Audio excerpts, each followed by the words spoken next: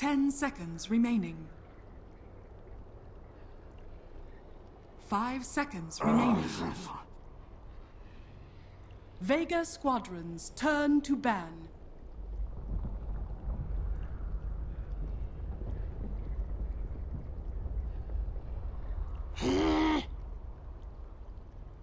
Radiant team ban.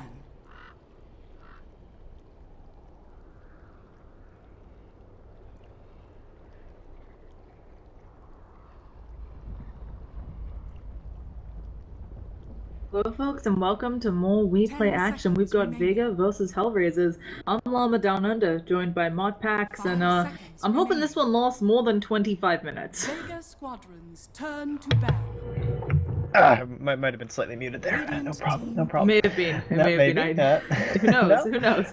25 minutes. Do you think we can do it? Do you think it will be more? Or do you think it's going to be even shorter?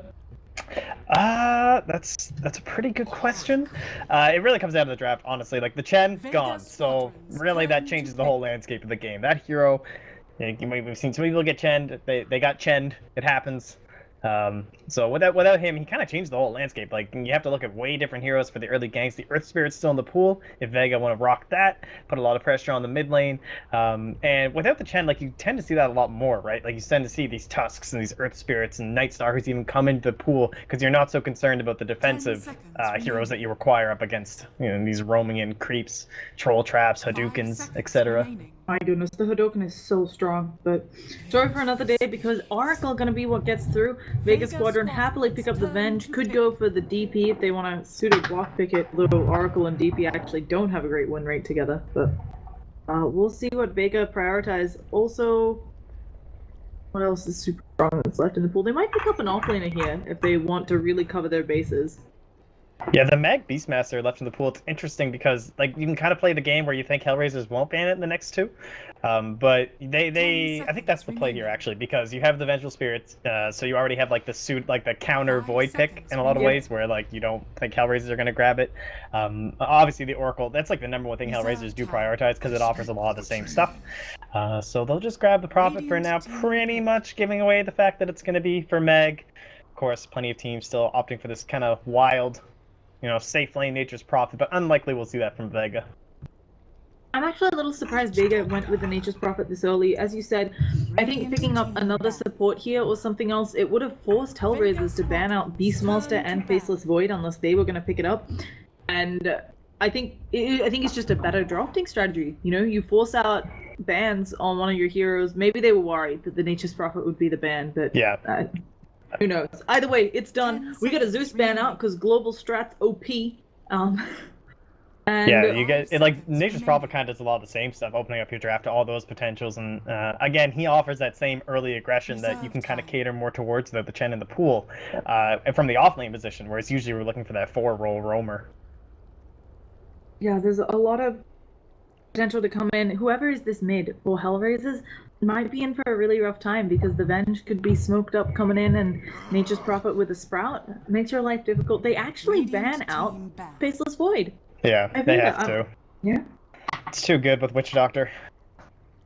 So for HellRaisers, more opportunities to ban out mids or whatever else they want. You might just go for something safe like getting rid of the Jug so there isn't an early push or the Sven. 10 seconds. Yeah, it's true. It's so hard up against the Nature's Prophet, like, because you've already banned out the Zeus, so they will go with the Spectre. Vega probably. I would ban the Death Prophet, honestly, because that's, like, the only hero that you would have to worry about, but instead they just don't want to have to deal with any sort of, like, a Shashla Broodmother coming out here. Also understandable.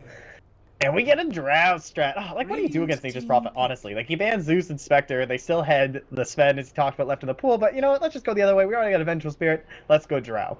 And now you need some sort of a gap closer. HellRaiser just banned out the Spectre, which is kind of comical. So now how do you get on top of the Drow Ranger? You kind of need one of those initiating cores. Witch Doctor, Oracle, 2 supports that don't offer that whatsoever.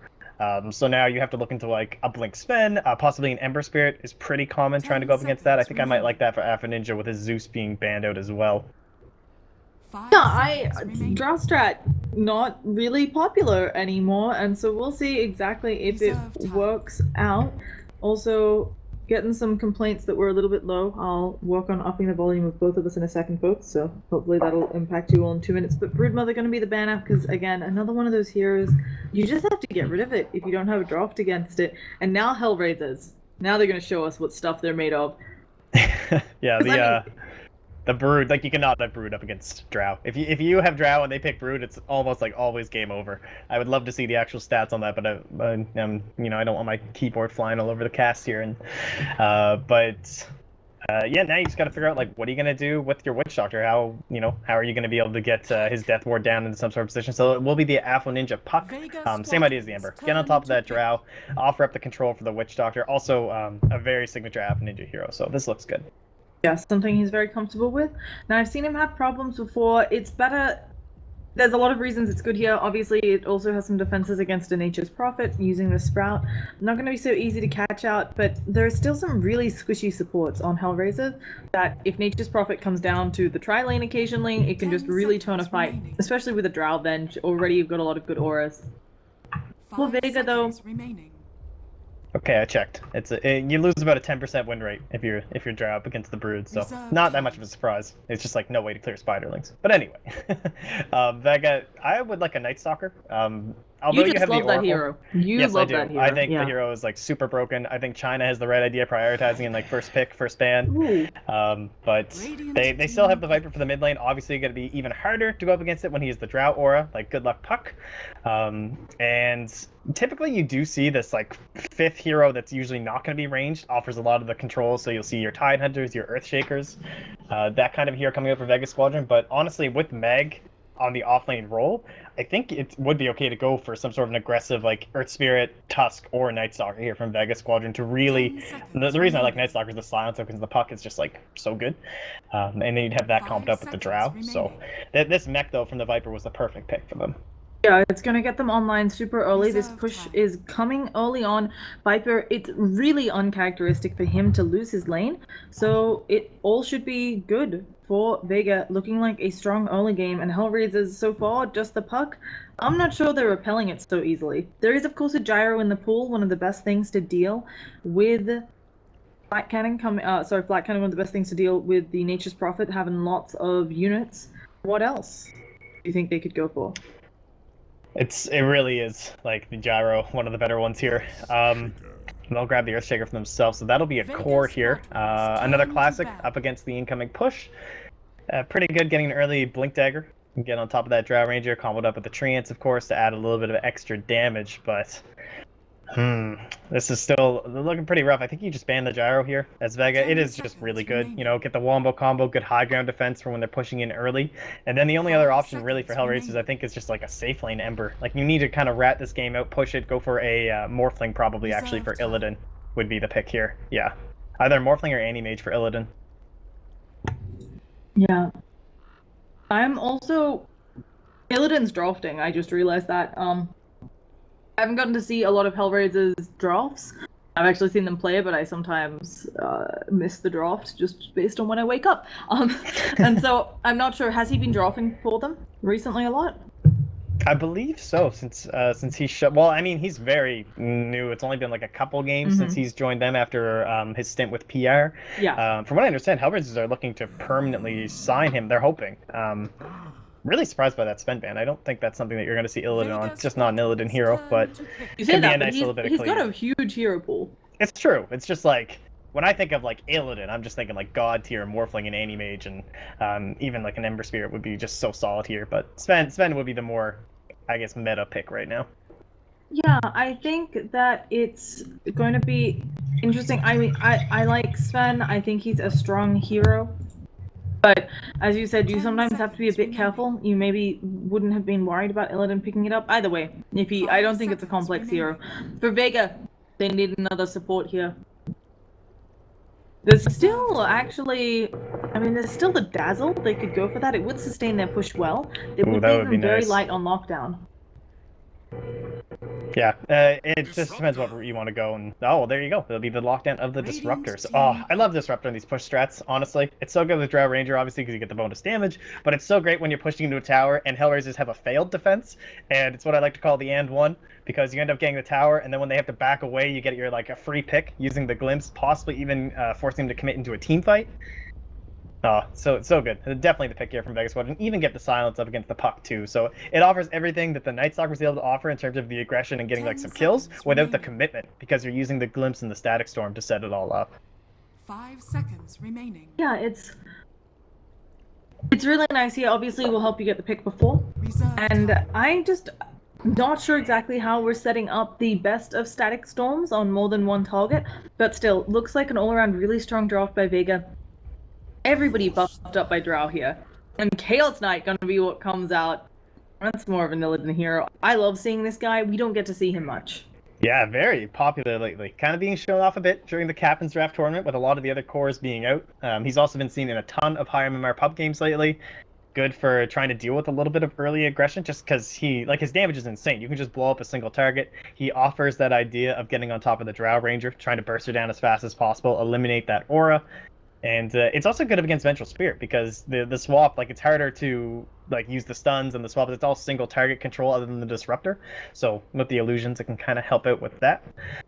And yeah, it looks pretty even. I think you gotta give the edge to Vega Squadron only because push lineups seem very favorable right now in the current patch. They've been doing really well.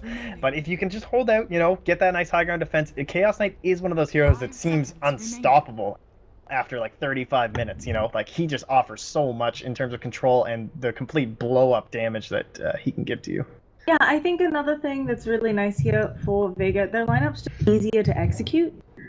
You don't have something terribly complicated. Do okay in the lanes. You don't even need to necessarily win them, because when you group up, you're much, much stronger.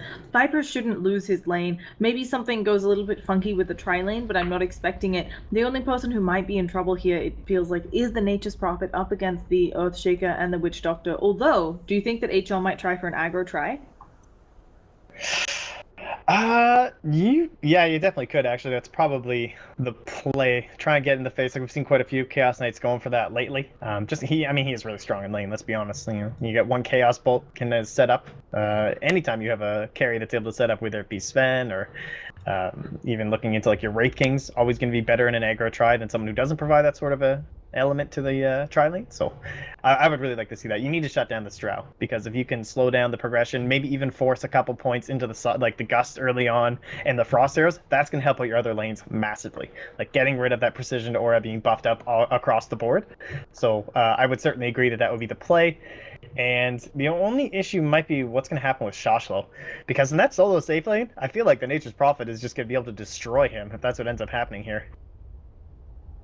Yeah. It'll be a lot of Soul Ring action probably happening in like Tranquils and like hiding under his own tower. Exactly. It's not gonna be the easiest of places to be in. No, it is not a nice game to be the offlane Earthshaker, but it's the same can be said for the Nature's Prophet, right? Oracle does wonders against that hero. If both teams might decide actually that aggro try is in their favor because of how squishy their offlaners are and how easy to catch out. Yeah, we definitely could see some musical lanes here, because Vega, I would assume, would want to dodge. Like, Disruptor, he's kind of like okay in like dual lane situations where it's like dual on duo, but when it comes to like the try on try, he does kind of fall off quite a bit. He's pretty weak. So Vengeful Spirit as well, you only have the single magic missile. Yeah, the minus armor is good when you're like the favorable tri lane, like if you feel like you're still better than that other tri, but I think that the HR tri lane would be better just with everything that they're providing and offering, like the long range where the fortunes end, and then just kind of run at you. And what are you going to do? Like, you'll have to skill up into the Gust early on. And Disruptor, like, Glimpse only works on one hero, and the range is not going to be enough early on into the game. Like, you need those levels on Seema. There is something to be said, though, for if Vega are able to just pound away at a hero, obviously with a Drow aura, they have a nice advantage there. So I think a lot of it's just going to come down to positioning, and anybody in either of these tri-lanes, if they do end up running into each other, anybody out of position is getting punished. Drow can't stand up to a reality rift from the Chaos Knight with that type of support. So It'll just remain to be seen. Why is Solo claiming that he is sponsored by nitrogen? What? I don't think that's how that works. Dude, he's on a whole other level, man. You know, Yeah, he's turbo all the time. That's why. That's why. Yeah. I don't always know what's going on. I love how people can just add in whatever tags. I thought that second tag spot was meant to be, you know, mostly for team sponsors, but Oh yeah, it is. a lot but, of them you know. just use it for some things. I do wonder what's up with this nitrogen here. Solo nitrogen. I don't know. I do not know. There's an energy drink here called Nitro. You know, maybe he just really likes energy drinks. I know. What are we? I don't know if they're called nitros, but you know the beers where you can the ciders or the beers you can get where it fizzes the other way. Nope. You have no idea what I'm talking about, do you? I don't know. I don't drink much. I'm not hip, guys. I'm not terribly hip. Yeah. So either way, we're still paused. Just taking a look around. For Appa Ninja here? For me, this is kind of one of the deciding factors. He's up against a Viper. It's not going to be It's not going to be a fun lane. No, it's going to be What awful. does he need to get out of it to have his team not be like... Because that's, to me, what's most boring. If this puck is completely shut down, that super delays the blink timing. It super delays a lot of what HR have to deal with the push. What does he need to get out of this mid lane? The issue with Puck lately, some teams have been seeing a ton of success with Puck. You know, you pick the hero, you win your lane, and you just dominate the map. Like, the hero can just completely spiral control. There are squishy heroes on the side of Vega. They didn't draft anything too crazy besides the Viper, so there will be that potential that if he gets up to a fast, like, level 9, 10, you can go around and just blow up the supports, the Disruptor, the Vengeful Spirit, even the Drow Ranger, of course. But the issue is going to be you lose so much of your utility in the lane right now for Appa Ninja. You have zero chance of your supports coming in to help. Like, the only possible rotation you might get is like Shasho gets forced out of lane and ends up walking home to Fountain and TPing mid. That's like the best possible rotation that's going to happen. You get a Fisher block on the Viper and maybe you get a kill without dying to Corrosive Skin. Other than that, he can't use the orb to farm because he's going to need it to either control the runes or just run away. The rotations can come in at any moment from Meg, so you waste an orb on something that's not escape, and Meg's just going to show up and like dominate you with the poison attack, slowing you down the whole way. Phase shift will not save you. So it's certainly an uphill battle for Appa Ninja. He could be the real deciding factor here, and it's going to be really hard. Like, if he loses this lane massively, it really can't even be put on him because he is being put into an awful position right now. Yeah, there aren't a lot. I mean, as you said, there's a lot of work that needs to be done here to stop the early push lineup from coming. Also, if HL's lucky, Vega will overextend and make a mistake. But Vega, I believe, doing a lot better in this tournament. Let me actually just pull that up. Vega currently sitting at 11-2.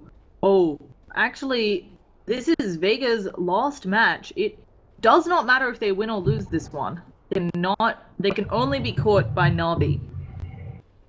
And that's if Na'Vi win the rest of the remaining matches. And if Vega wins, they just are in. Okay, not nearly as much on the line suddenly as I checked that. I knew Vega would top, but I had not done the maths. HellRaisers are 1-7 as well so far in this WePlay League. So I'm just saying, Vega, they can kind of do whatever they want here. Worst case scenario, they are in tiebreakers, and that's only if Na'Vi wins every single match. Yeah, well, it still looks like with this draft they're playing to win. Like, if you take any sort of advantage early on as Vega, the Roshan is just destroyed. Like, you have no hope of taking this on the side of HR. You do not have the heroes for it at all. You probably don't have to worry about HR grabbing it for like 18 minutes or something. Would be like the first time they even have the damage to take care of it. So it's always just going to be this backup plan for Vega. Let's say that somehow, the lanes do go bad. Maybe they, don't quite get the kills on the Drow. It looks like the Drow's going to be fine up top. But, maybe there's some rotations come in. They get Pasha a couple times. Then they can just kind of recover with the Roshan. And they don't even have that much AoE. Like, there won't be a Blink Dagger on the Earthshaker. Maybe you'll run into some issues with the Puck. But Roshan's pretty free this game. Yeah, now they are trying to have the Nature's Prophet reposition the creep wave to somewhere where he would like. He's going to get what he wants out here, I think. Oh, actually, what are the creeps doing? No, he's going to get exactly what he wants. Even this is Illidan. brutal. Yeah. This mid lane. Oh, mid lane? What's okay? Yeah. Solo's just here trading him. Like, Appa Ninja hasn't even gotten. He's missed out on so many creeps already. I mean, it's not. It's not an easy thing to play on, even though you mentioned Ninja, he's very familiar with this hero. Actually taking the stun. God. Venge has a lot of damage because of that Drow Aura. One more isn't able to get it, and the Tango up would have made it need 2 hits. So Ninja, though, we can already see if this Venge just gets a little bit more mana, suddenly Ninja in a world of hurt. Up top as well, Sharklord taking so much harass from Seema. Welcome to Drowland. This, like, they already have the Disruptor sitting mid, using the kinetic field, trying to snipe up the courier. That didn't quite work out. Solo's still sitting mid. He got kind of lucky on the fact that the orb was skilled up there by Ninja. He didn't quite know, but he threw out the magic missile and was correct in that fact, so... Oh man, this is so brutal. I actually feel for Ninja so bad right now, because it was already a hard lane, and now it's looking almost impossible. Yeah, he is down 10 CS. There is not looking like there's much easy way to get back into this game. The Viper is soon going to be about half a level up on him. And yeah, he has support rotations, but Viper, a notoriously hard hero to bring down. Although, as I say that, he doesn't have any points in the corrosive skin yet. And the support rotation coming in.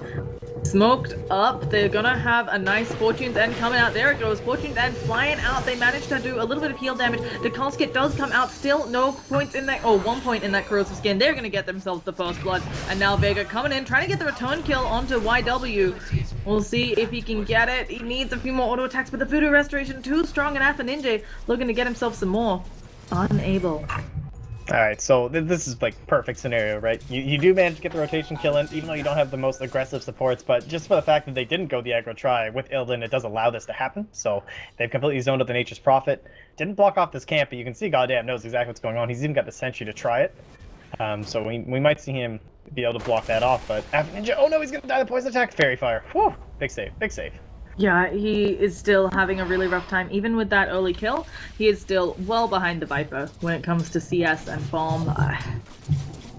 It's not looking great. And also the Earth Spirit up top, Earth Shaker up top. I need to drink this tea. He is getting heavily pressured. The Venge was actually going for the wraparound when she came back towards mid because there was some trouble in little Midtown. Yeah, and this is before Seema. Like, he isn't even either skilled up Glimpse or the Thunderstrike. So he still has both options available if they see a kill potential coming out.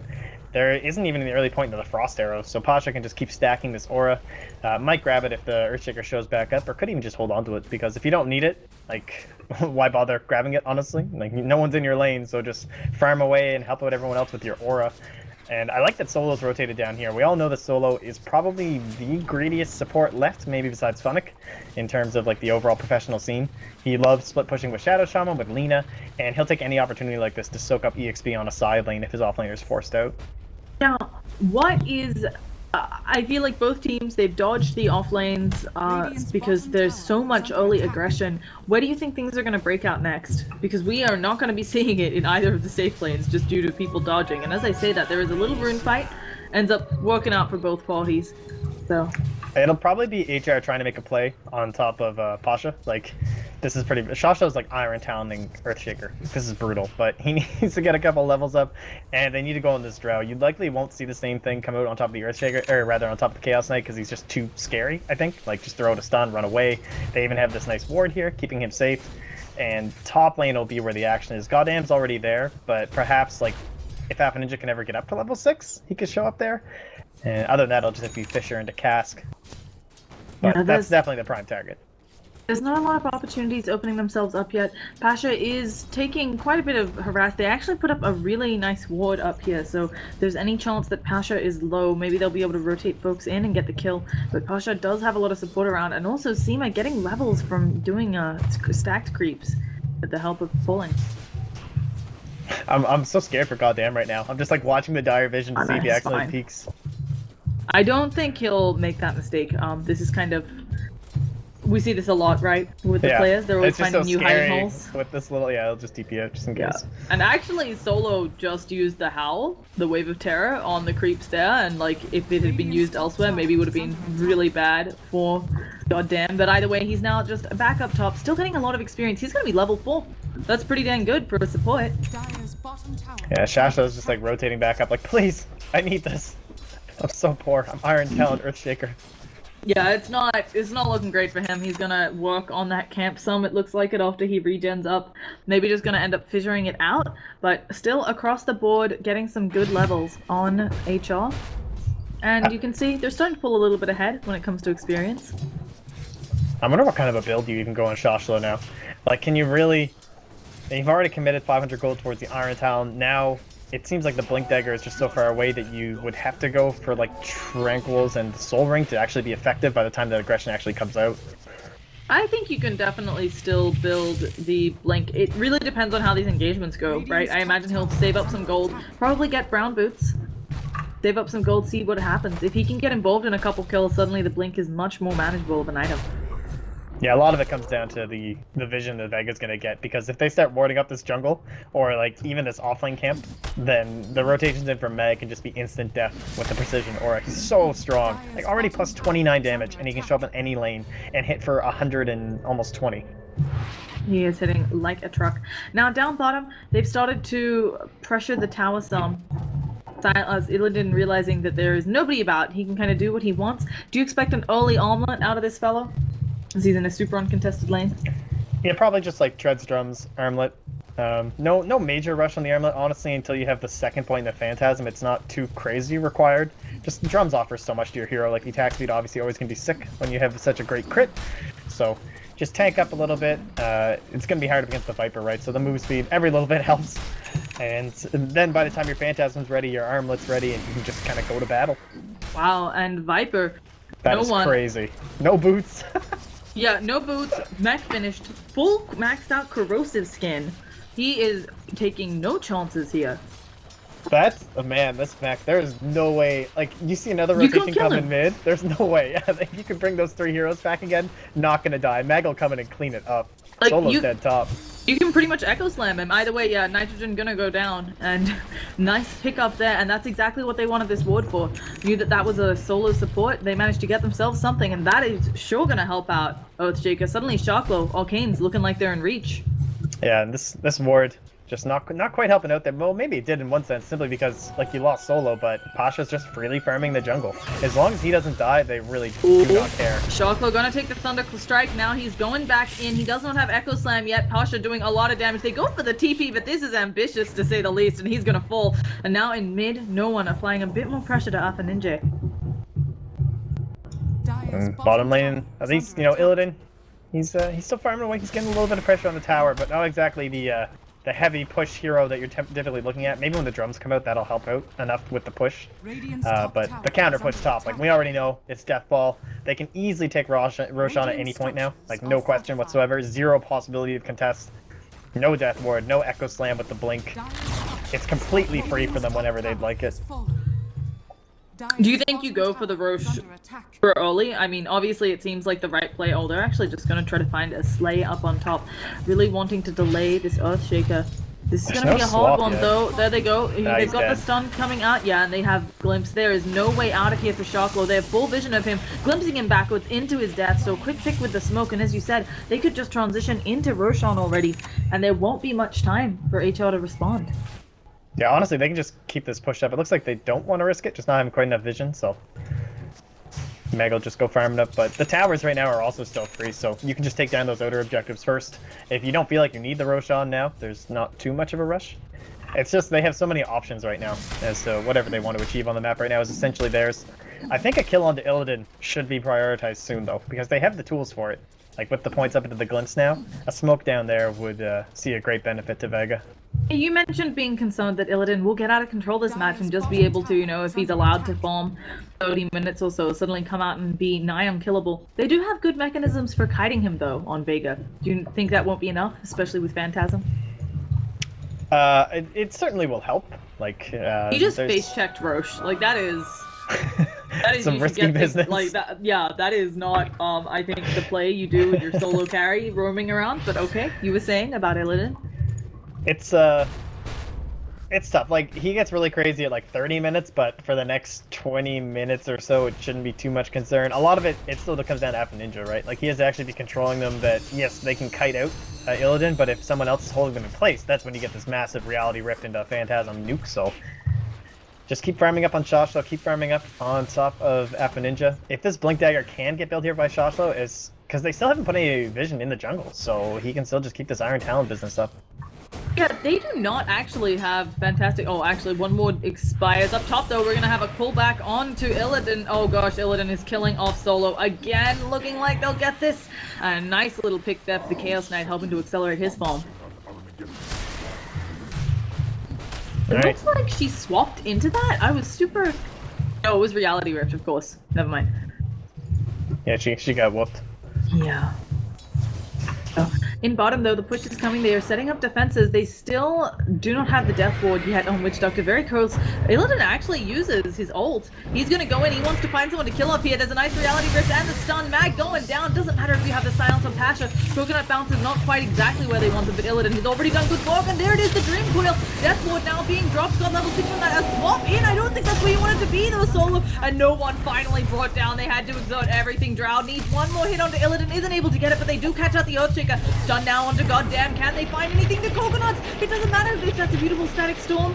They just don't have the damage from lack of auto attacks due to the stuns. And a really nice set there by HR, getting Illidan out on what looked to be sub 50 health. Big win for them. Gotta say, I'm not a big fan of the no points into the Frost Arrow. I think they could have had 2 more kills there with one of those attribute points put into Frost Arrows. I mean, I understand this was like more old school, but it has been falling off, and I think for a good reason. Like, there's way more engagements early on now that I think that one lost point is going to offer you way more in terms of the slow. But that's okay. Yeah, and when I mentioned good ways to deal with Illidan and so on, I really was referring to kiting, right? You have slow, you have the Viper Strike, you also have Poison Attack. These are all excellent methods for dealing with someone like Illidan, as long as you can identify the right one, and at some point the illusions kill you anyway, but you have tools to keep their heroes in a lot of trouble. But instead, HR, they do manage to get that kill. Arcane's up on the Earthshaker. They're also thinking about contesting the Roshan. They're going to be too little too late. And Puck deciding not to go in. They're still all here for HR. Smoked up. Coconuts do end up coming out. Shackle going to follow up with a fissure, but it looks like that'll be the end of the engagement. And Puck just running on by. Alpha Ninja wants nothing to do with this business. Very close to his blink. Oh man, they're going to lose every tower. Like, going for this, the arcane boots on top of Shotzo. I can understand it because he went down, like even though he got the Echo Slam kill in the bottom lane, but if you don't have this Blink Dagger, all your towers are completely forfeit. The only way you're going to get a good Echo Slam is like a Dream Coil and you run down from the high ground. That's essentially it. I don't think you have anything else to offer here as this Earthshaker. It's just going to be fissures. And so as you say that, he throws out... Oh, and he throws out a fissure, but he's still in range of the corrosive skin. That wasn't great for him. And yeah, they're just going to go for the push. It looks like HR may be thinking about exchanging, but of course Witch Doctor not going to push nearly as hard as the entire 5-man from Vega with a Drow. Oh man, this is just Drow. This is a Drow strat. It's working out. Even when you're down in kills like this, it just doesn't matter. I mean, yeah, they're 5k net worth ahead. They're actually ahead on the experience despite grouping up. If you're Vega, do you think the game plan is try to take all the outer towers, wait for the next Roshan before you go, or do you feel that there's a bit more pressure that they need to get high ground since they're on somewhat of a timer facing a Chaos Knight? They're definitely on a timer, but their timer doesn't expire for like almost 20 minutes at this point, just because of how like underfarmed the Puck and the Earthshaker are. So you just close out these towers. They really need the vision, and they're starting it now. Like, you've got this nice aggressive piece. They already have one over here in the jungle, and that's just going to open it up for Mag, because now his role is not so much the split pushing on the sides. You want to leave that to your supports. You want to get like a roaming solo into a kill. Like, you want to be picking off these people because they need to farm up on the side of HellRaisers. You know there's going to be lone heroes in the jungle, just like right now, like Shoshlo. You need to be picking these guys off. Goddamn can't be allowed to farm down here right now. Like, that's not okay. So once these towers get closed out, that's when you can start applying this pressure, and top lane looks like the next target. Goddamn is very good at that. Like, he is being incredibly sneaky this game, managing to get farm out of the map where I really wasn't expecting it, and he is already level 9, which, considering where the state of the game is, right, he's right up there. He's higher level than the Nature's Prophet. Yeah, one of those things that tends to happen to these Drow pushes is, you know, little comical things like that. They just split the experience so much, but yeah, he really has been, like, he took over the off lane for a while when Shasha was jungling, and he's kind of doing what your typical solo role is, where he just split pushes these side lanes. And these levels are really helpful. Like, you need them so badly on Oracle, and it might help them in these engagements, but it's going to be relying on Illidan. He's so close to level 11, but the armlet is still far away, and that's like their next real engagement point. It's like Blink, Dream Coil, armlet, Phantasm. Okay, they're catching up. Goddamn, he is stuck here. Uses that false promise. Does have a TP on him. The swap is still up, so he knows he can't go for that, and he is going to fall here. No way that his heal was outpacing that damage. I also wanted to point out that Drow has gone for a Dragon Lance, not the super common pickup we see on any hero, really.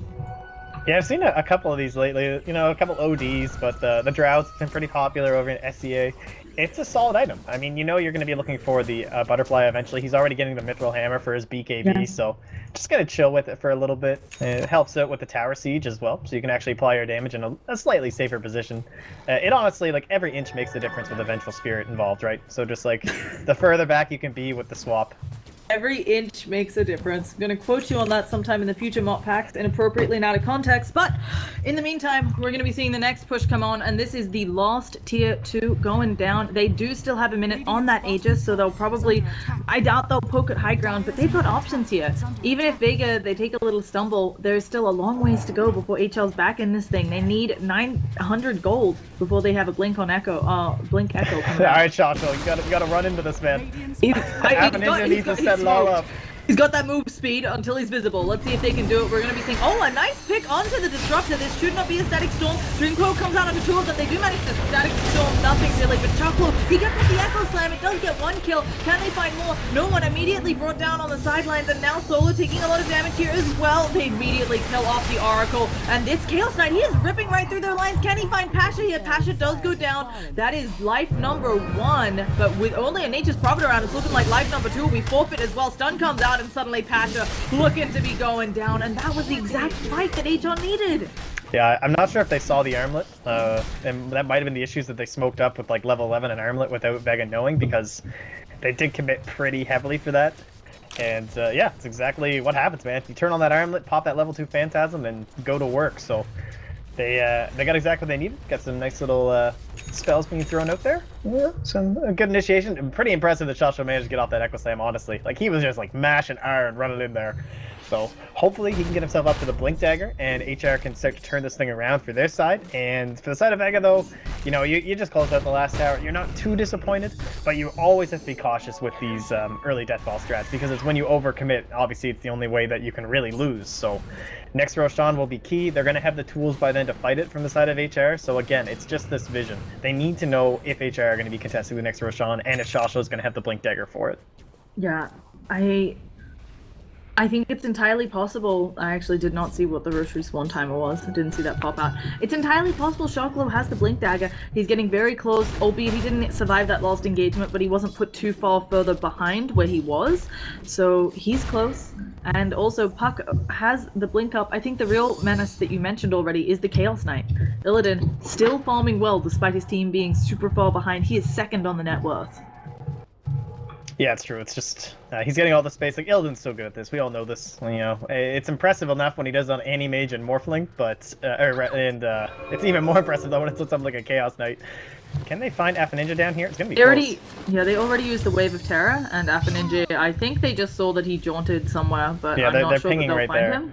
Nice point. Yeah, he's got the TP.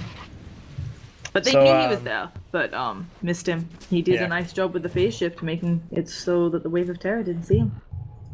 They have the Vlad Sun for solo, so he is gearing up for this. You know, they know what their lineup is, right? You just build these aura items, get a Glimmer Cape up on your Disruptor. It's all about these mid-game kind of tier items.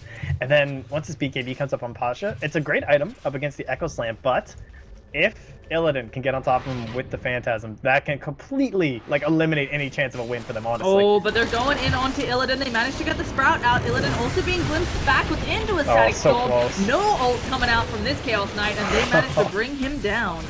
Oh, that would have been so sick if he dodged it with that. It's so hard to time, though. It's, like, impossible, honestly. I mean, I wouldn't be surprised. He's going the Manta because that's what you do on a Chaos Knight, but I wouldn't be surprised if he ends up having to use that, as you said, in an attempt to dodge the glimpse. But this is great for Vega. They've put themselves in a good spot for pushing. The BKB is actually at the ready for the Drow. I'm not sure. She might actually be going Dragon Lance and BKB. I'm a little surprised. Radiant's top tower is Yeah, she could have I mean, if floated you're out. just pushing like this, I think it's fine to just hold on to the Dragon Lance. Yep. Drums are popped. This tower already at half health. They should be able to bring it down before Illidan respawns, although 9 seconds, he'll have a TP in or whatever he wants, and suddenly they have to be a little bit careful on Vega, but they'll tower and back immediately out. Interesting sprout, not quite sure what that was about. Alpha Ninja coming forward with a haste, manages to get the Drink Coil onto one. Solo taking a lot of damage. Pasha actually caught in it as well. No one comes over to pop that mech, but here comes Illidan working his way onto Pasha. Echo Slam as well. They do send back Illidan, so he's not wrecking through their lines, but he catches Pasha again. Reality Rift gonna bring down the Drow, and now suddenly Solo again in trouble. They're going for the backlines though. They want the bigger targets. They want this Nature's Prophet. Illidan will take who he can get in Solo, but Mag in a lot of trouble, caught up there in his own sprout. A stun comes out from Illidan, as does the Fissure, and now Mag, no chance to escape. There's a Paladix as well. They don't even need it. Reality Rift finishes him off. Solo in a lot of trouble in the lines. They're still chasing him. The heal coming out, helping him from the Oracle, but Solo still being chased out. Oh, what happened? It stops there. Static Storm broke right on top of their head. He's gonna get healed up by his ally here. Back comes no one, trying to get back involved in this business. Illidan still standing and fighting. They should be able to bring him down here with Nether Toxin. Oh, he gets the armor toggles off, and Seema's still in a lot of trouble. He's glimpsed backwards, and now no one finally brings down Illidan. Can no one stand and fight this one? We'll see what he can do here. Afaninje stuck purposely in the trees, and I think that'll be the end of that. But again, a dominant fight by HR. Yeah, Alpha Ninja played that entire fight so unbelievably well. Like, he cast all his spells and then was just right-clicking Pasha, and Pasha threw out the silence, despite everything being on cooldown already from Alpha Ninja, which just meant that Shasha was able to just walk on in, get his Echo Slam off. You know, there was no sort of a counter play there. They got the great chase down, and Vega, they played it right? Like, they got the tower, they saw Illidan respawning, and they started to back, but it was just too late up against the puck. And yeah, the haste rune, a big part of that. It did allow him to close the gap way faster than they were expecting. So that's kind of what tipped off that whole engagement. But again, it's just overcommitment, making a mistake, and just wanting that tower so bad that it was long enough to Illidan to come back up. Now, fortunately, he did die, which is huge for them. They really needed that one kill. Unfortunately, though, that was an entire fight without Death Ward being used. That wasn't even HL's final form. So they're in a lot of trouble here. They don't know that the Roche is up. They should check it again shortly, but it was a little bit earlier. It popped up right as no one left. And this does give HR time to go for it. They don't have any smokes in stock, but they do have one on the Witch Doctor. So here it goes. They also could take the Roche potentially, although I don't think either team too interested in fighting in the Roshan pit. Well, they picked up the Invis rune. Vega has to have seen that. They don't. They're drawing on the map. I am not sure if Vegas were watching for the Invis rune. Yeah, it looks like they know, just the way they're grouping up as 5, you know, staying in this kind of positioning where you're behind the tower and the trees and everything, so they should be aware, like, this is what HR need, right? They need to keep the momentum up, keep getting these ganks, these pickoffs. But maybe not. Like, this is some risky positioning coming out. You've got to know. Oh gosh, they've already used the Phantasm. Illidan going in, ripping right on through Solo. They do get a static storm off, but it is not enough. Illidan swap back in. Can they bring him down? They need to. They finally do. A beautiful Dream Coil on the Echo Slam coming out from Shockflow. Manages to hit on 2. Seema trying to kite him while he can. Yola Warrior standing up on that high ground, fighting against no one. Can no one get the kills? Beautiful coconuts, but it's not looking like it's enough. And Vega finally take a fight. It's looking like they will get out of that one unscathed. And now it's time for Drow to do what she does best, soloing Roshan, and the base is pushing in. That was pretty scary. Like, you commit the Static Storm just on top of Illidan, but honestly, it's worth it. Like, yeah, you don't catch Alpha Ninja inside, but simply the mech aura basically keeping everyone alive at the end of that engagement, and everything got thrown out. There was an Echo Slam, there was a Fissure. They really got everything that they could have ever dreamed of getting during that fight, but just not enough damage, honestly. Like, if you can't get a quick pickup onto Pasha, then they're just going to shred right through you. So now you're going to lose this Aegis. The Aghanim Scepter also from Meg is going to be really big coming to this next probably like 10 minutes or so, simply because, like, we know Illidan's on the Chaos Knight. He's doing a great job of split pushing, but you can only do so much. Like, it's a Chaos Knight, you know, you don't have a Battle Fury or anything like that. Also, I think a really fantastic job on Vega of isolating out the Chaos Knight there. The Static Storm, he actually managed to get out of it because it didn't quite catch him on the edge, and he got a Reality Rift, and Solo said, nope, you're coming back in here with his swap.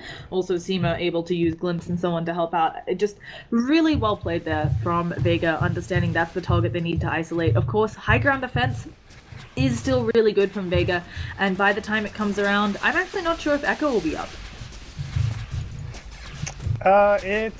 It's close. It likely by the time they can actually push it. It depends if they have any items Doesn't look like anything too crazy. Possibly like Pasha, like 2,400 gold. He'll probably just save it for the next big item in case the next push doesn't go too well.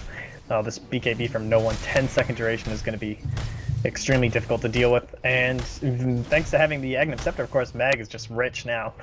Just throwing out all the gold, last hits, and he can go into whatever he'd like. He'd go for like the Blink or just start building into his own Octarine core. Even picking up a Necro Book would fit really well with their timing, even though it's not the most common item right now. Yeah, I think in this lineup it makes a lot of sense. Also something that the HR, they have a lot of AoE damage. Maybe you accidentally kill the Necro Book with an Echo Slam and suddenly this Earthshaker going down to that. But Pasha just going to play up. They have pressure, ability to pressure all the lanes with the Nature's Prophets, Nature's Wrath. Here comes the Reality Rift in onto Pasha. Nice, keeping him in there. There's going to be a nice Phantasm, but the swap out, Pasha's going to be fine. Death Ward used completely on solo. Do you back out without your Venge? Yes, they need to leave right now. Like this is the one hope now for HR. And they hesitated a little bit there, but it looks like they will get out, so... Yeah, good play, gonna save the Aegis. Plenty of time left, so that's worth it for them, honestly. But it's still a good hold from HR, definitely advantage them. And the more I think about this for Mag, I really have no idea what he's going to go for. Like, there's so many good items right now. He could go for an AC to help out their push. He could go for the Orchid still, because really, like, either shutting down Appa Ninja or Shasha is going to be massive. Even the Death Ward, even the Oracle. I think Orchid might actually be the pickup here. Or it's still the Necro Book. Like, it's very, I think, personal dependent on, like, how your team feels like they can take these fights. I don't think there's a really clear answer. They are picking up a Veil on this Disruptor. I was not expecting that. It's a good item choice. Not the most magical damage, but it is just more about this whole timing. It's just the fact that you're probably not ever going to get into the Aghanim Scepter if you win this game, really.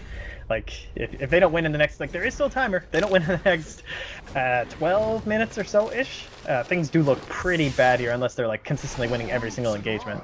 Now they're coming in for this next team fight. We'll have to see how it goes. Putting up them buybacks, as we can see, there are 2 up on HR.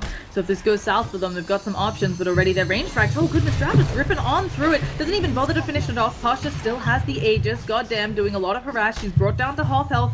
Glimmer Cape, she's gonna be seen because there's a sentry there. She throws out the silence onto Illidan, and again, this rack's down at half health. Fortune's End's gonna be coming out onto Pasha. There is no defense yet. Shocklow does have Echo Slam and Blink, but there's just not a good target. Reality Rift in onto Pasha. Shocklow could have gone for it, still being very patient, and it's looking like they're just gonna lose the racks, but there are the coconuts coming out, they're bouncing around. Oh, there's the Echo Slam, manages to hit onto forward. Shocklow doing good work. Pasha already popped the BKB, pretty death, and now no one taking a lot of damage from that Death Ward. They've managed to kill off the Earthshaker already in the Static Storm. They swap back Appa Ninja. He's gonna manage to jaunt away. Chaos Knight has to buy back into this game. That's one expended, but YOLO Warrior already taking too much damage, and the burst from Appa Ninja, not enough. He's gonna pop in that Fortune's End. They might be able to bring down Pasha here, but that is just life number 1. And Chaos Knight, he's got the Phantasm out. Let's see if he can find some more. Pasha immediately throwing out that silence, trying to just run it out. The dust hit on her. She's invisible, so taking extra move speed debuff.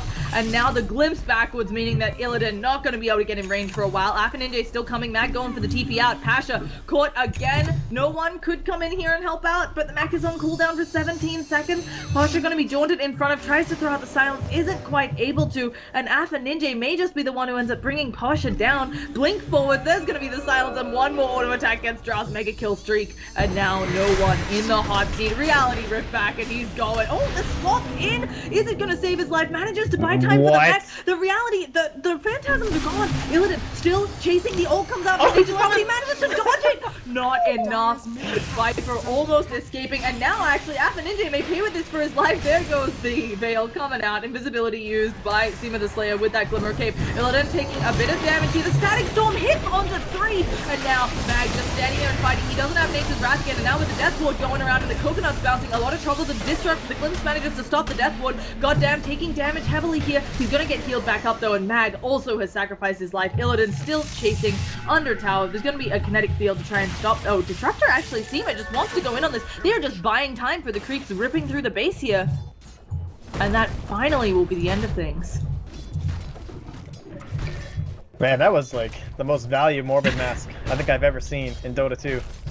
Unbelievable how long Pasha was able to sit on the high ground and just completely decimate them. And it turns out, you know, pretty good fight for HR, but again, they didn't engage until after the Rax was down. And although it's hard to find that perfect positioning, and Vega did a really good job of not grouping up. And so by the time they were grouped up and you saw that great Echo Slam and Dream Coil, the Rax was already down. But it just feels like one Rax, yeah, okay, we can let that one slide. But if that happens again, and this superior positioning is still coming out, they need to find a better solution. Like, they need to, I don't know if it means smoking out and trying to get a fight outside the base, but it was very clear that even with the Death Ward Puck Echo Slam, they just don't have the tools to deal with what Vega are putting out here in terms of this high ground push. Like, they can't seem to get on top of who they need to.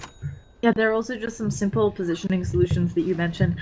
When Pasha has that, he's playing way further up than the rest of his team. So it's difficult for HR to find anything too good. But they do have the Nanta style up on Illidan, and at this point in the game, Illidan will be ripping on through everything he touches. So if they get a small window, HR can easily start taking down 2 towers in a lane, maybe even down to the tier 3. Well, and once again, it's that time. Check out the clock. 1 more minute till we find out. Shorter spawn, obviously going to be favoring the side of Vega. Mag already has a refresher gold. We were talking about what is he going to build with all of that extra gold he's getting from pressing off. He goes for a refresher. And he actually has been decimating them in team fights. Yeah, he bought a Maelstrom and then he sold it during the window and just decided for the refresher instead.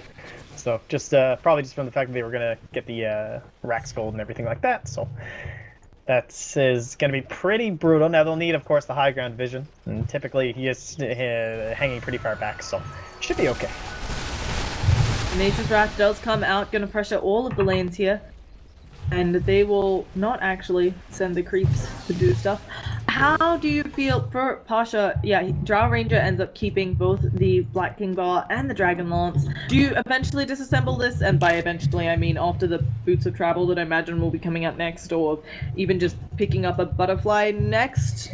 What do you think is the play here from Drow?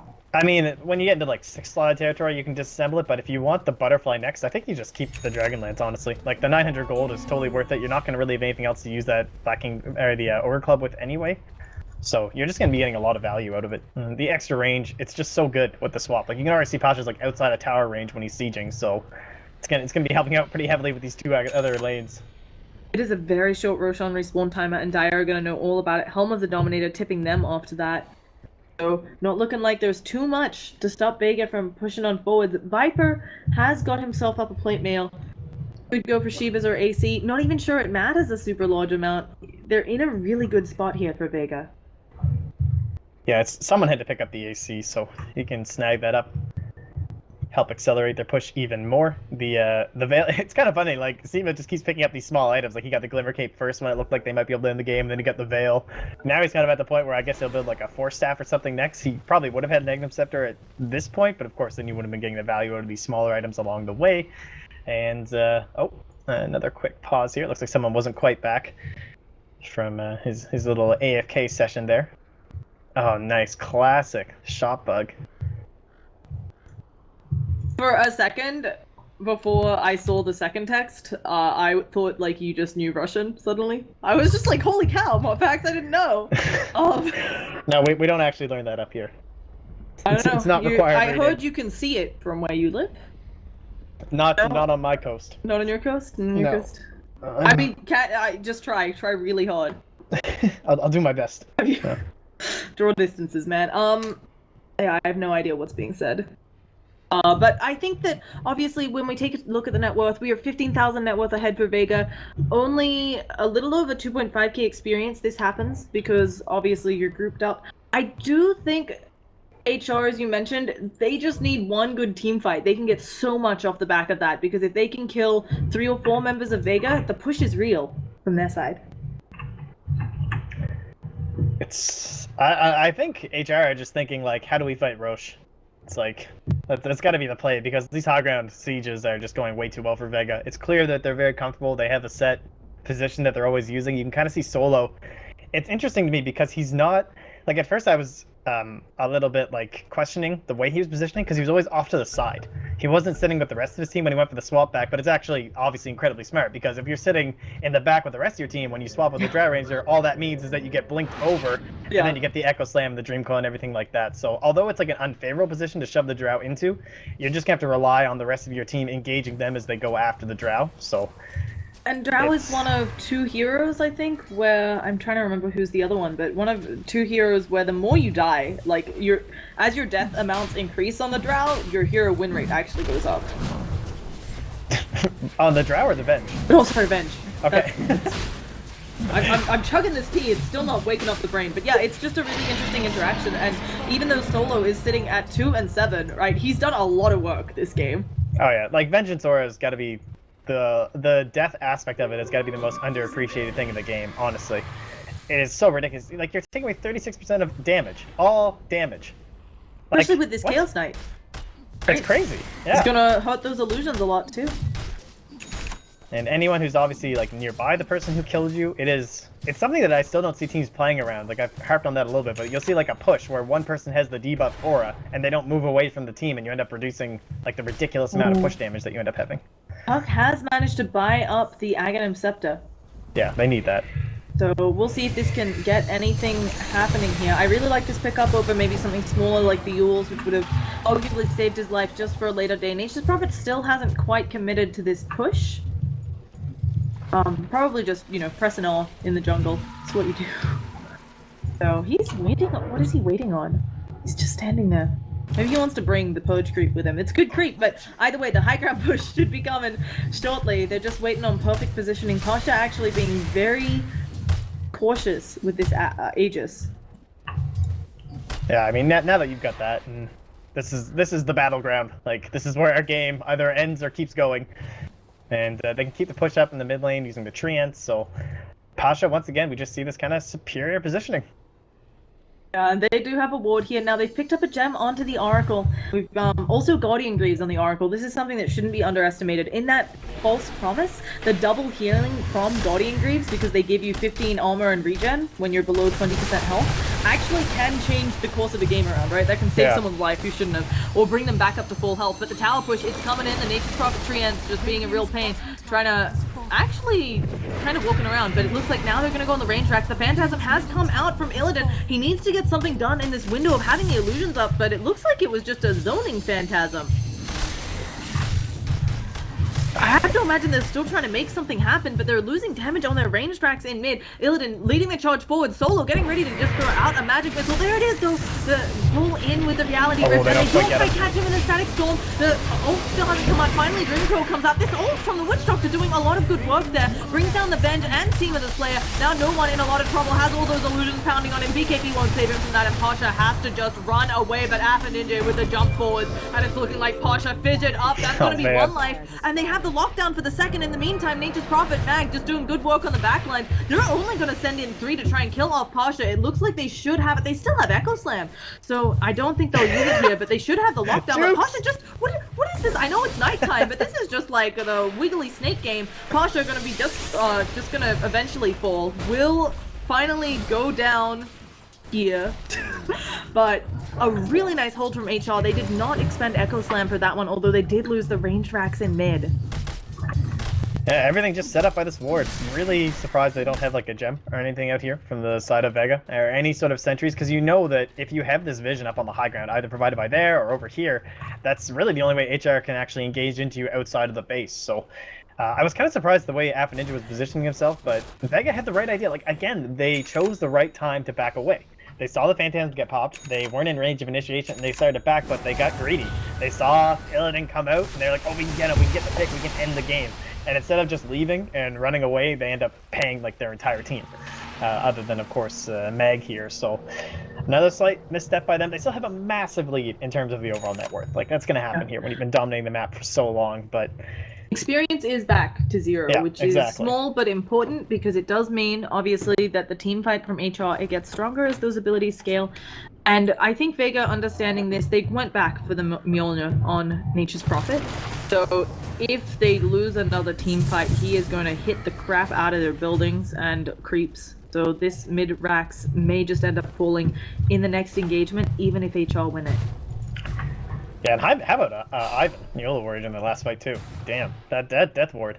I did not see that coming. It's crazy how much more range you get out of the bounces when you're comboing that up. But what that comes down to, and we saw the Echo Slam, we saw the Dream Coil, and it's all flashy, it's all wombo combo, but you really need every single tool at your disposal. And they got it off this time, which is great. They're gonna have to do it again. But the problem is, when you're using this wombo combo, when you're going for that, then there's just gonna be Mag in the mid lane, and he's gonna get your other melee racks. And who can deal with that? Like, if you miss one element of this push, or rather this like defense of your high ground, like, can you stop the other 4 heroes on Vega then? I mean, you can even defend perfectly, but unless you kill all 5 of them, you still have the mag factor. Yeah. Now, correct me on this if I'm wrong. I believe the initial death ward can miss on Butterfly, yes. but then the bouncers cannot. Correct. The bouncers, yes. Okay, excellent, folks. So we're gonna see some of that in action. And again, they are just posturing. Both sides very patient here, because Mag, of course, can pressure their other lanes. What do you think is perfect? I mean, for HR, how do you get Mag to actually come to the fight? Because I feel like they need Mag in there to win this one. Oh, who just pinged that? Oh, okay, never mind, that was Radiant. It's like he'll show up, but honestly, he's just waiting for them to commit. Like, he sees the commit, he just TP's mid, and he just TP's right on top of the racks, and then you lose. That's that's like his whole play here. All he needs to do is just be sitting somewhere where he's not going to die. They have the double ultimate again available, and that's what they used as a timing last time, so that'll be it once more here. So this one will see them push in, and this is where Shashlo needs to be. So this is where I thought Afro Ninja would be last time, when they had the good vision, but Shashlo with the Shadow Blade, adding another element to his initiation here with the 4-step 2. Yeah, Now he's the initiator. He is full surprisery mode. We'll see whether this one pays off. Shadowblade's still on cooldown. Their range tracks will fall here. Goddamn, throws out the fortunes, and Illidan pops the Manta. They need sentries for Vega. Like, this is such a mistake. I don't think they realize it yet. There's gonna be the blink forward. Dream Coil manages to hit on 3. Immediately the BKB out. These are just Manta illusions, but that's the Phantasm. Echo Slam manages to hit on 3, but 2 of them BKB. They bring down the Earthshaker immediately. The Static Storm stopping any effectiveness coming out. Illidan will get one kill with the help of the Death Ward, but there are more mags that BKB has worn out. Illidan silenced up, but he should be able to Reality Rift. Goes in on Steamer. They've seen it all. They've got a Jet here, and Mag, while he is pounding away on them, false promise on Illidan. They don't even care about it. Pasha could there goes Mag. Yeah, Mag is back in their base, and now suddenly they have to TP away, but this fight's still happening. No one goes down to the Maledict eventually, but Mag, he's already gotten 1 Rax in bottom. He's working on mid while his creeps are working on the bottom. This could just be Mega creeps that are trying to hold it out. Can they kill them? They do save the bottom Rax. But Pasha's there, though. Okay, never mind. Pasha just walks right up. He's gonna go down for this, but he's finished the objective. Mega creeps up for Vega now. And how on earth can HR find a way to stop them? There's gonna be the blink forward. Solo also looking to be in a lot of trouble. Goddamn, taking a lot of damage though from Mag. He's getting some good uphill misses. Has to pop that false promise. He should be fine here. They've managed to kill a Solo. Now Mag, the next one that they have to pick off. Their mid racks are going, or the mid tower's going down. Mag taking a lot of damage here. He finally falls, but they've already lost 1 tower in mid. Yeah, that was actually so well played by Meg. This guy, like, he continues to impress me every single game because the creeps were just hitting the mid lane, and every single hero, all other 9 heroes were down here in this engagement. And rather than TPing in onto this Rax here, Mag TP's into the fight, and I was questioning it, and like, wow, I'm really surprised. Like, I feel like you just end the game, but knowing that the glyph was up, he goes into the fight, uses his BKB, dukes it out a little bit, knows that the fight's gonna be lost, so he just refreshes, BKBs, ultis, and then he uses his TP once more to head into the base. So glyph goes off at that point, but by then there were enough heroes down, enough spells used that it was just free. So just well played, you know, just playing this game completely to a T.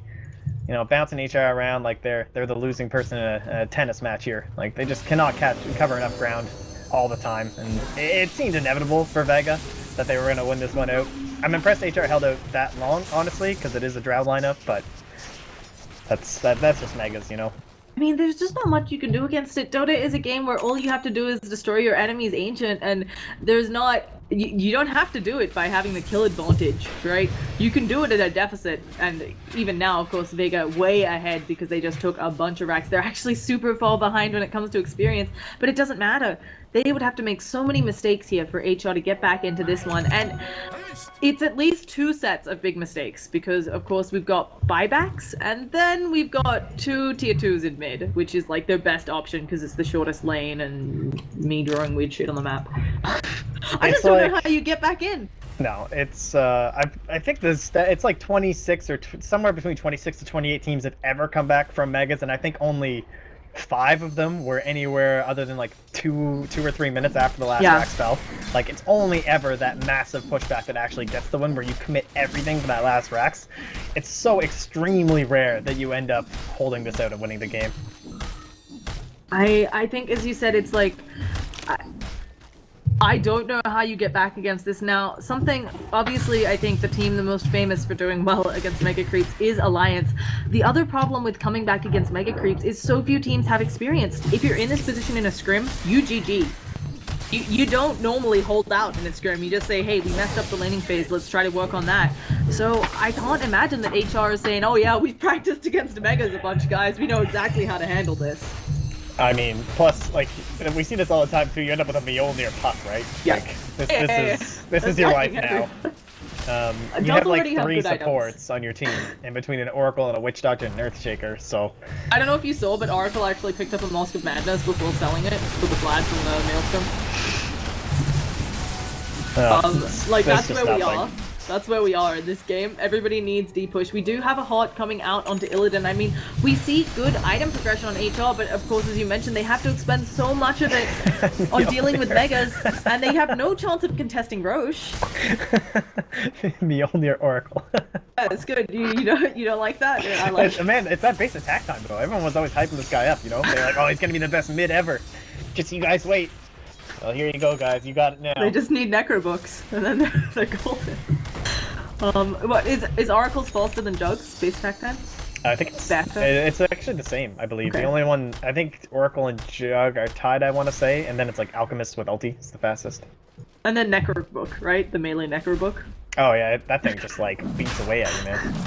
I love the melee Necro book, but either way, Vega, they're getting the rush on. There is nothing HR can do here to contest, and I don't want to call it because I would love to see a huge big comeback from HR, but I just don't know how. I don't even know what that would look like, because we go to buybacks. If I can find the right menu, there we go. Actually, only 2 buybacks up on Vega, but one of them is the Nature's Prophet, who can instantly get back into the fight. It's a hard life. What? Oh, sorry. I thought I said something wrong again. This is just I'm chugging tea. You're fine. You're good. Yeah, I like to believe so. Anyway, we have sentries everywhere. I'm really liking this action up from HR. They're trying to make sure their base is well protected.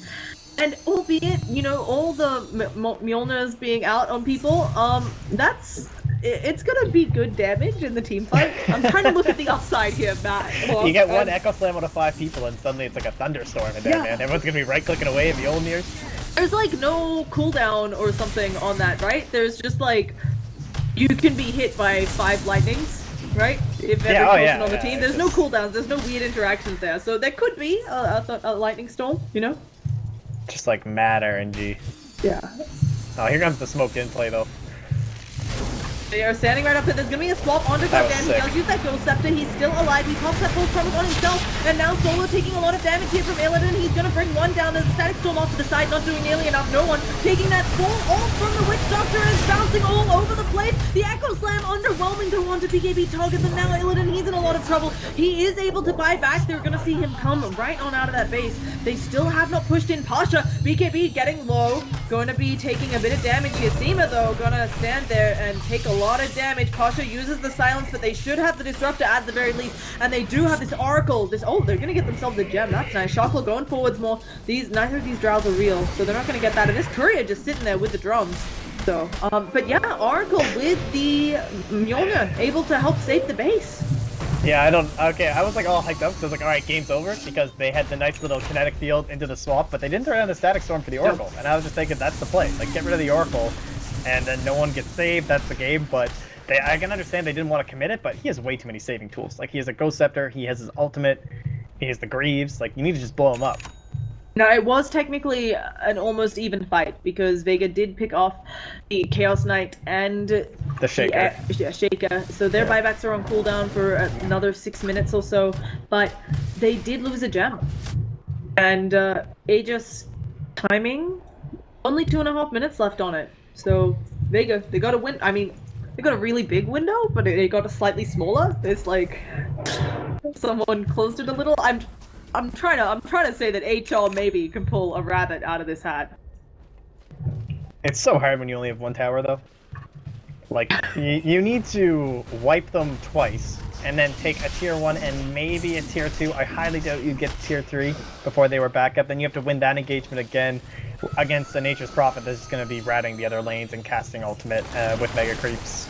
There are very few buybacks at the ready for Vega, so let's see if they can make this happen. If they do make another mistake here and the Aegis gets reclaimed or is just killed off twice by Illidan with amazing phantasms, they will be in a bit of a pickle. But neither team really wanting to blink too much. Definitely just chilling, invisible. Yeah, I mean, it's really hard here for him. I don't see where he can get a huge big Echo Slam. Okay, the creeps are coming in. There's going to be the kinetic field. They do manage to pop the Phantasm. They're going in on the sidelines. Pasha has been caught up. And at the same time, they picked up Mag. No, they don't quite hit him. They need some more attacks. And the Death Ward not hitting onto anyone. Alpha Ninja taking a lot of damage, but a huge Echo Slam from Choclo. And Pasha, this will be life number 1. Can they bring down Solo? Alpha Ninja does end up flowing up. Does have buyback. Solo should go down. Pasha now going to go into YOLO Warrior, but isn't able to seal the deal. Monta comes out. Pasha still running away. Illidan has Reality Rift up in 2 seconds when the silence comes off a cooldown, and Pasha in a lot of trouble. They have the damage here. They should be able to bring down this Drow Ranger. They are still chasing. She's bringing them on some Benny Hill Merry chase, but they finally bring her down. But they lost their 1 tower left. And HR hold again, but a costly one. Oh geez, we could be here a while. Like, it's so hard to make it that far into the base up against the puck. You've got the Death Ward. They've been doing some pretty cheeky little plays using smoke so that you're getting these kind of positionings out from Ivan and as well from Shasha that they're not really expecting. So you're getting off some really good ultimates that you're kind of surprised at. Mega Creeps always coming in means Echo Slam is always going to be unbelievably dangerous. Yeah. And I was like really worried worried for him. Did you see that Echo Slam? I was like legit worried because nobody was grouping up on Vega, but he only managed to hit 2, but then about 10 Mega Creeps. So it turned out to be a pretty good Echo. Yeah, it's at the same time though. Like even after that, how far do they get? Anywhere? No, about here. About here. Yeah. I mean, it is. We're having a bit of giggles, but it is a really hard game for HR, and they've already done a really impressive job here at all. When we take a look at the net worth, it is holding steady, which is ridiculous when your side is Mega. It should be going straight down, because Vega should be farming up the entire map, but they are getting good trades. I don't know if they like, just have gripes with Vega, and they're just like, no, we're not giving you this free win. We're gonna wait. Yeah, we're gonna make you finish it out here. Okay, they do catch out YOLO Warrior a little bit, but unwilling to commit despite having Megas about to pound in onto him, and we're back to stalemate territory. Now the buybacks, Pucks I know is still on cooldown, 2.5 minutes on the Earthshaker and the Chaos Knight. God. I was about to say, but the real question is, where is YOLO? Oh, okay, there's gonna be a swap. They finally decide to use the static storm. Illidan, he does not have buybacks for this. The Bold Promise does come out, but he is in a lot of trouble, taking mass amounts of damage. Finally, the ult coming out. Deathward bouncing around. Illidan has to get some work done. He manages to get the Phantasms out, and now Pasha taking lots of damage in the backline. Can the Illusions kill him off? Yes, they bring down Pasha, but this base is taking so much damage. Goddamn Echo Slams to clear off the creep. Mag taking damage here. YOLO Warrior goes down, but he's already used his Deathward. Goddamn, using that Ghost Scepter, keeping him alive, but where is the damage coming out? And it's looking like this may be it. The base taking damage. Pasha buys back and Bliss down. GG, well played. And ooh, the aggressive GG. No one, please. Okay. A good game all around. A really nice hold from HR, showing us what they can do. Vega secure their first place in the WePlay League. Nobody else can surpass them, so they're in going to the LAN, is my understanding. No, they looked really good this game. Like, it was a solid strat came out. Maybe it took longer to execute than you might hope, but most teams just would have tapped out earlier and made it look more impressive, you know what I mean? Like, it's still your very